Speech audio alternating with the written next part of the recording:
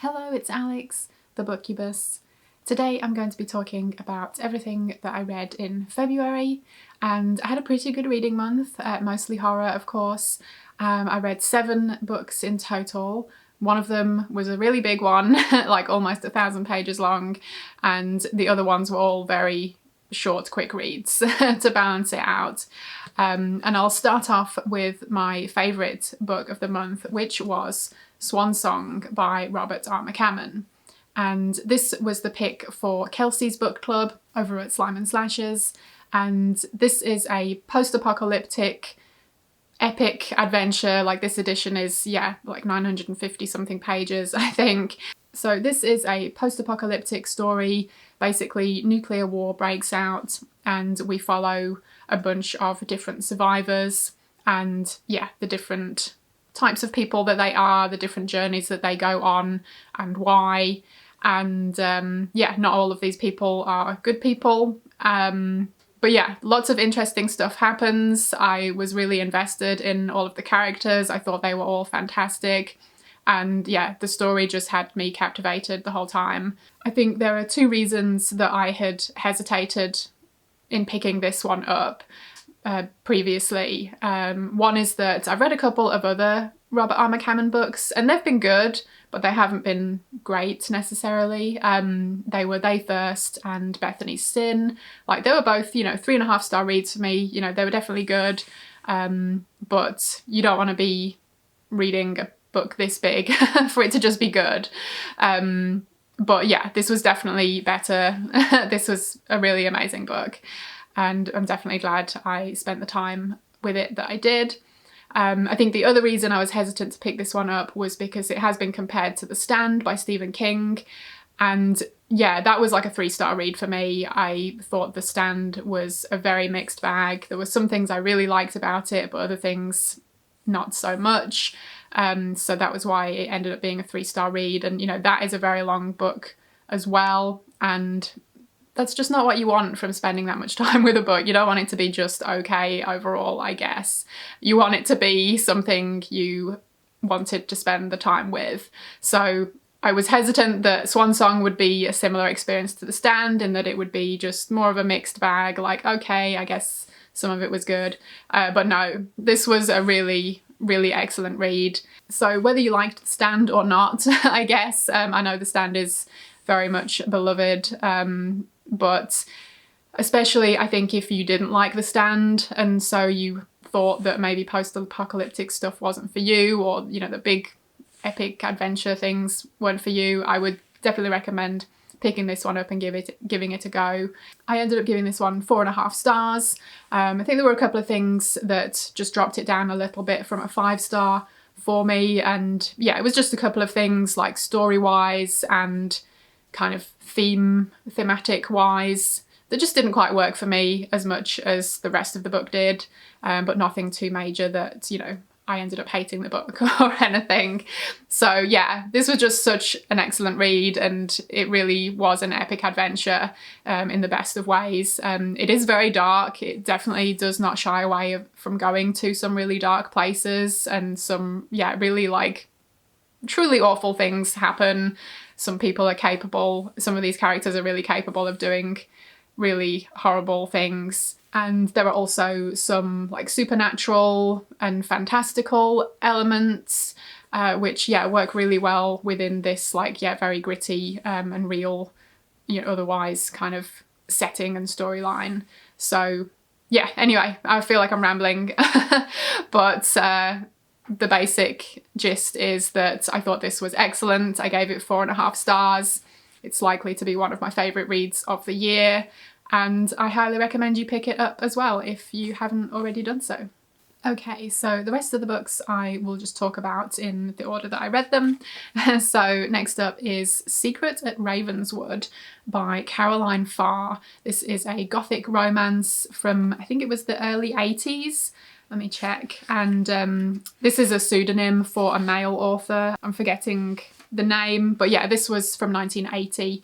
And this is just a pretty slim one. I picked this one up for the Gothic Hearts reading challenge that was taking place in February, which was hosted by Regina's Haunted Library E.D. Lewis, D.L. Tillery and Aphrodite Lee, and I figured, yeah, great excuse to finally pick up a Gothic romance because I've never actually read one before and I have a few of them on my shelves.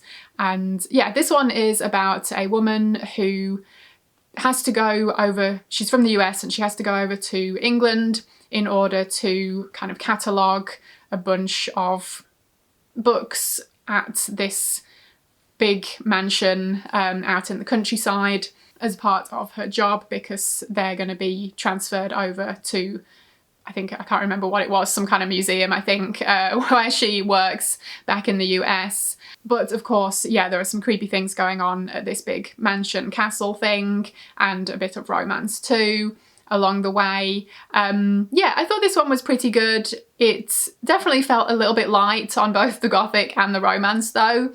The romance is, yeah, there's not much of it. There's kind of a little bit of, you know, a frisson between her and this main character, James Montague. But it's, yeah, there's not very much. There's just kind of a couple of bits that happen throughout the book. So yeah, definitely nothing major going on there. And then the Gothic stuff, it really does take quite a while for her to even reach the castle. So, you know, that kind of element doesn't kick in until, you know, at least halfway through the book, I think.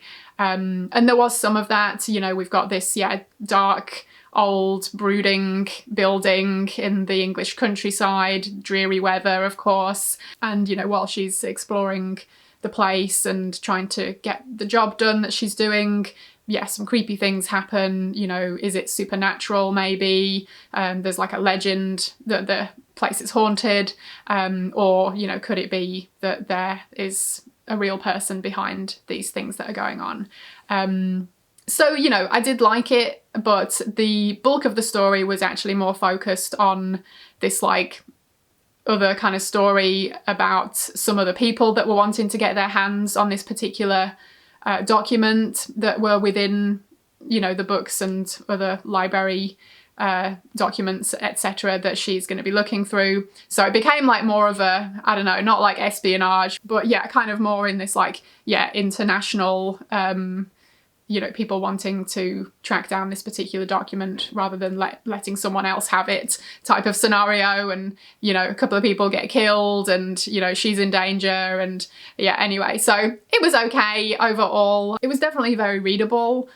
Just, you know, sometimes the story wasn't as interesting maybe as it could have been, but it did have its moments. And yeah, overall I thought it was pretty good. I gave this one 3 stars. I did like this one enough that I would want to check out some more Gothic romance sometime though, so I look forward to that. Next up, I read Broken Hearts by R.L. Stine. This is one of the Fear Street series, and I read this for the My Bloody Valentine readathon hosted by Coral at Pretty and Paper Cuts, and also a bunch of us were reading this over at Kelly's book club, Kelly Hooked on Books, over on her Discord. So yeah, we all enjoyed it, those of us who were reading it over there. And this is about some sisters, and yeah, Valentine's Day is rolling around and one of them is starting to receive these threatening Valentine's cards. And yeah, don't want to say too much about this one, but I will say that there is some death here. So like people actually are killed. So, you know, it gets kind of gnarly at times, which is really good. I liked the characters, you know, not that all of them were likable. There's one in particular who is really unlikable, but yeah, definitely made for an interesting story. The story definitely held my interest throughout, and they did a good job with the red herrings and, you know, who could possibly be the culprit behind these creepy Valentine's notes and all the violent stuff going on. I really enjoyed this one. I thought it was pretty dark as well, you know, especially for a YA horror novel. I guess it is a super chiller though, so, you know, that's what we want. And yeah, I ended up giving this one 4 stars. I haven't read a ton of Fear Street books yet. They're just, you know, they're a series that I have only started picking up in recent years. But yeah, this is definitely one of my favourites so far, and I would definitely recommend it. Next up was another bit of vintage YA horror. This was a point horror book. This is The Claw by Carmen Adams, with this really wonderful pink and purple cover, but it's super blurry, so apologies for that. And I read this one because it was February's pick for the Tales of Point Horror Book Club over on Instagram, which is hosted by Shelley. I'll leave a link to her Instagram page below. You should definitely go check her out if you are at all interested in point horror. She's wonderful, and yeah, she does like a monthly book club where she will talk about the book of the month, and this month she was joined by Grady Hendrix, and it was, yeah, a really fun chat between the two of them. So yeah, I'm really glad I was able to read the book and join in with the chat. And yeah, the book was a good one too. So this is about a teenage girl called Kelly. She gets a job for the summer working at the local zoo. But yeah, there's been some kind of like creepy stories about the place. And it is a bit run down, and some of the people that work there are a bit odd. But basically, she and her best friend Rachel get jobs working there for the summer, and once they are there, one of the animals, a black leopard, escapes. And not only that, but it seems like someone is out to get these summer interns specifically, including Kelly and Rachel. So who is behind this? What is going on? Yeah, this was a good one. It definitely was different to a lot of other point horror books because of the setting being at a zoo, you know, that's pretty unique. And then, yeah, the fact that we've got this animal on the loose as well added kind of like a bit of a different element to the whole thing. But then, you know, we also have our usual point horror stuff that we love. We've got a love interest, and we've got, you know, the red herrings of, you know, who could be behind some of these things that have been going on.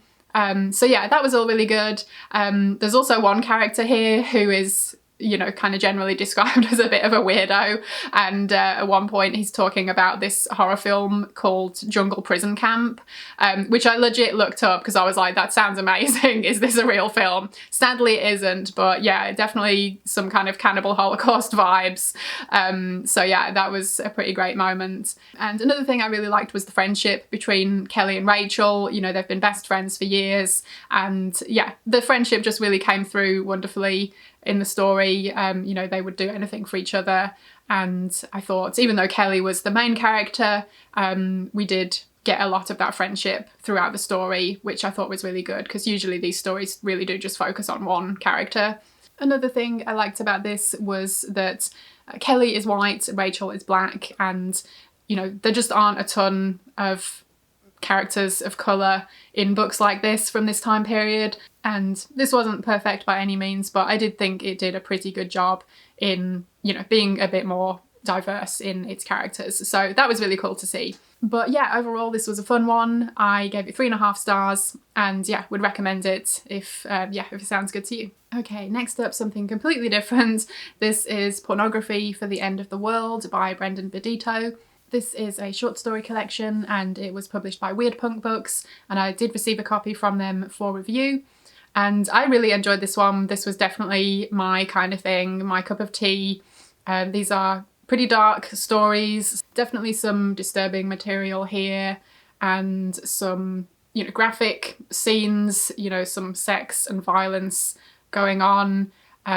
But yeah, there's also a lot of really good emotion here. Like the characters were all really great, and a lot of great tone and atmosphere. So yeah, this had like ticked a lot of boxes basically, and I just really, really enjoyed his writing style. Very evocative, and I really enjoyed the content of these stories. Yeah, they go to some strange and imaginative places, and yeah, I really dug the craziness. And to read a little bit from the back, it says, each story pulsates with Vidito's characteristic dark humour, atmospheric tension and visceral prose. So yeah, I would absolutely agree with that. I really, really enjoyed this one. Like I say, it was, yeah, just my cup of tea, so I was really into it. It's a collection I feel like I would absolutely revisit and reread, because I just, yeah, really enjoyed it. I gave this one 4 stars and would definitely recommend it if it sounds like your cup of tea too.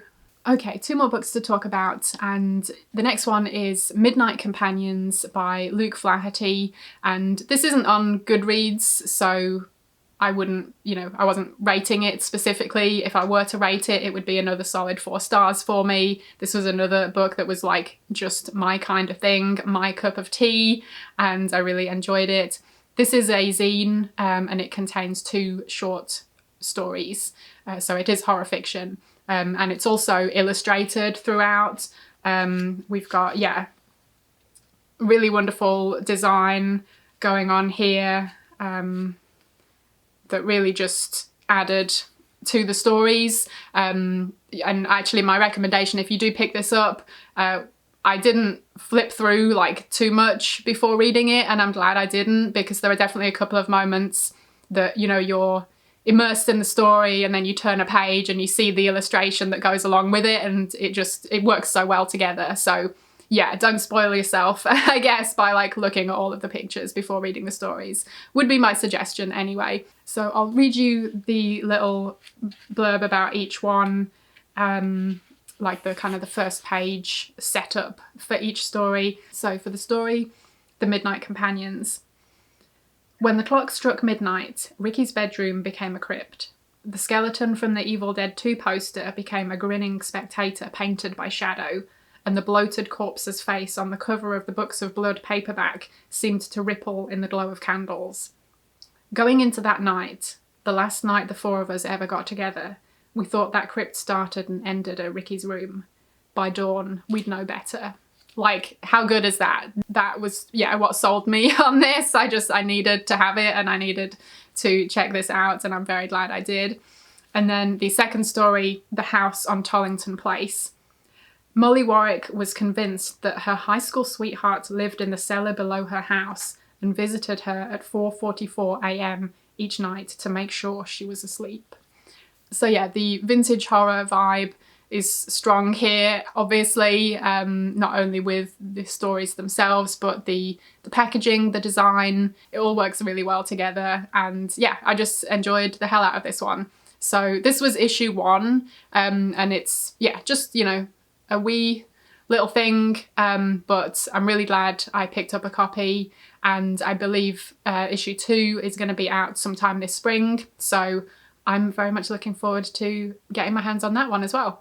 And last up, I read The Merry Dredgers by Jeremy C. Shipp, and this was very kindly sent to me by the author for review, and it's my first time reading this author, but I enjoyed it and would definitely be curious to read more of their work.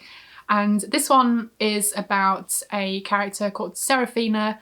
Her sister is involved in some accident and is in a coma in hospital, so that sets Fina, short for Seraphina, off on trying to figure out exactly what happened, and she figures out that her sister was involved in some kind of cult, so she is trying to get involved with them herself, potentially putting herself at danger in order to find out what happened to her sister. But yeah, this isn't your typical kind of mystery story. This is a bit bizarro. I wouldn't say this was like full-on bizarro, but it definitely has that kind of vibe. It was quirky and whimsical, and yeah, just a pretty unique reading experience. I don't think I've read anything quite like it before. And yeah, initially I was really taken in by the writing style. I really liked the character of Fina. I thought the whole setup with her, her day-to-day life, and then, the start of the kind of main story involving her sister, I thought, that was all very intriguing. And then the whole cult thing, was pretty intriguing too. And they are basically located at this abandoned theme park, which was like goblin themed. So there's a lot of, goblin related stuff and rides and statues, etc. around this park. I think there were times during the middle section of the story where there was a lot of focus on the park itself and details and descriptions of it, and some of the characters, members of the cult there, and just stuff that they got up to, which, was fine up until a certain point, but I think after a while I just really wanted the story to kind of kick back in. I really wanted a bit more plot. going on. So it did lull a bit in the middle for me. It did pick up again towards the end, but it did seem to wrap up quite quickly. So yeah, I just feel like the pacing maybe was a little bit off, but like I say, it was definitely a unique story, and there were a lot of other things I really enjoyed about it. I really liked the character of Fina. I liked this mystery that she was getting involved in. I liked the relationship between her and her sister. I thought that was wonderful. And yeah, kind of hearing about the backstory of Fina's family, you know, which isn't all, you know, happy stuff. You know, there was some kind of real, you know, dark sides of relationships going on within the story. So I thought that was handled really well in this, yeah, unique and kind of quirky, bizarro story. So a unique read for sure. And I gave this one 3.5 stars. And yeah, like I said before, it definitely made me curious to check out some more of this author's work. So yeah, if you read any of their work, I'd love to hear about it if you have any recommendations. So that was everything I read in February. Like I say, it was a pretty good month. Definitely can't complain. Do let me know if you've read any of these. I would love to hear your thoughts. I would love to hear what your favourite book that you read in February was. And yeah, as always, if you ever have any recommendations, please let me know. Not that I need any more, really. I've got like shelves full of books waiting to be read. And I just get distracted so easily. Speaking of which, Swan Song is the first and only book so far that I've read from my 23 books to read in 2023. So yeah, considering we're already partway through March, I'm not doing great on that. But I'm hoping to try and get back on track and get to reading some of those books, because otherwise it's going to get out of hand, and I'll be cramming them in December, which is not something I want to do. I definitely want to space them out throughout the year. So I need to work on that a bit better. But anyway, enough of me rambling. I hope you all had a great February. I hope you are currently having a great March. And yeah, if you hadn't seen the announcement for Old School April yet, go check that out. And yeah, we've had a lot of people join in the Discord already, which has been a lot of fun. People are getting excited for it, as am I. I can't wait. I'm still currently planning my TBR and TBW for the month. It's hard because I just want to read everything and watch everything. Hopefully I will have got that together and will be sharing my video of what I'm going to be reading and watching. Yeah, hopefully next Sunday. That's the plan anyway. And I'll also include some suggestions in that video for the prompts. So yeah, stay tuned for that, and I will sign off for now. Thank you ever so much for watching. I hope you enjoyed it, and hopefully I will see you again in my next video.